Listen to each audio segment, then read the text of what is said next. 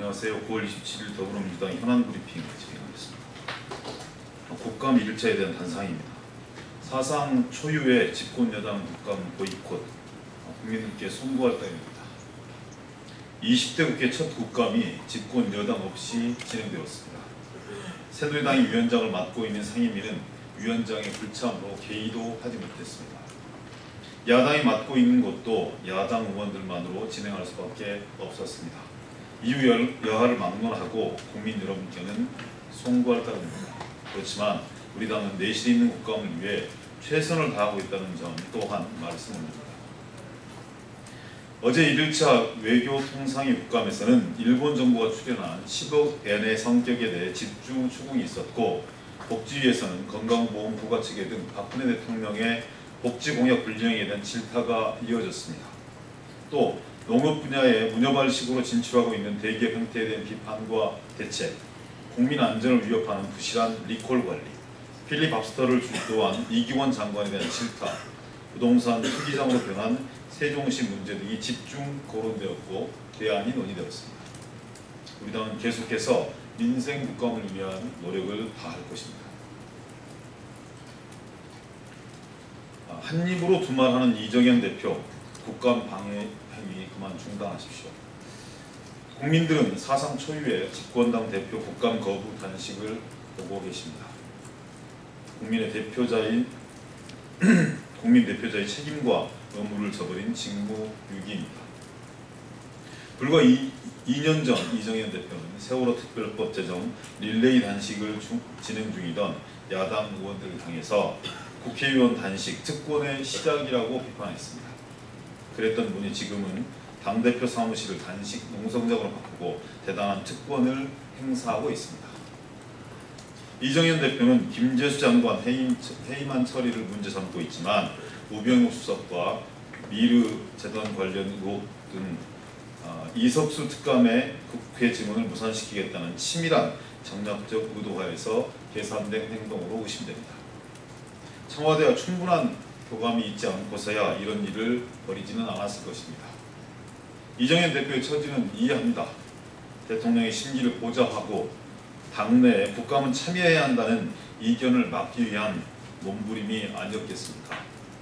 목적은 충분히 달성한 걸로 보입니다. 이제 국감장으로 돌아오셔야 합니다. 집권 여당의 대표는 대통령만을 바라보는 자리가 아니라 인생을 살피고 전체 국민의 마음을 보듬는 자리라는 것을 잊지 말아야 할 것입니다. 양심 있는 새누리당 의원님들께도 한 말씀 올립니다. 의원 개개인은 독립적인 헌법기관입니다. 국회의원은 정당의 이익에 앞서 국민이 부여한 신성한 의무를 다해야 할 책임이 있습니다. 정당 논리에 빠져서 국민을 외면하는 순간 국회의원의 존재 가치를 부정하는 것입니다. 국감장으로 돌아오시길 기대합니다. 세월호 특별법 발목 잡는 새누리당, 국민의 심판이 두렵지 않습니까? 국정감사를 보이콧한다던 새누리당이 세월호 특별법 개정안을 또 막고 나섰습니다. 국정감사는 안 해도 되지만 세월호 특별법만은 막아야겠다는 발상은 도대체 어디서 나온 것입니까? 이 역시 청와대의 지시입니까? 우리 당의 계획은 오늘 농해수위에서 세월호 특조위 기간 연장을 위한 개정안을 상정하는 것이었습니다. 하지만 새누리당은 국회 선진화법을 악용해서 안건 조정위로 넘겨버렸습니다. 이제 90일 동안 아무런 논의도 할 수 없습니다. 9월 30일이면 특조위가 강제 해산될 처지에 놓입니다. 시급히 개정안을 처리하지 못하면 세월호 진상규명도 어려워집니다. 정치가 이러면 안 됩니다. 정말 나쁜 정당입니다. 새누리당은 지금이라도 세월호 특별법 개정 논의에 전향적으로 나서줄 것을 부탁드립니다. 황교안 총리는 위증에 대한 책임을 져야 할 것입니다.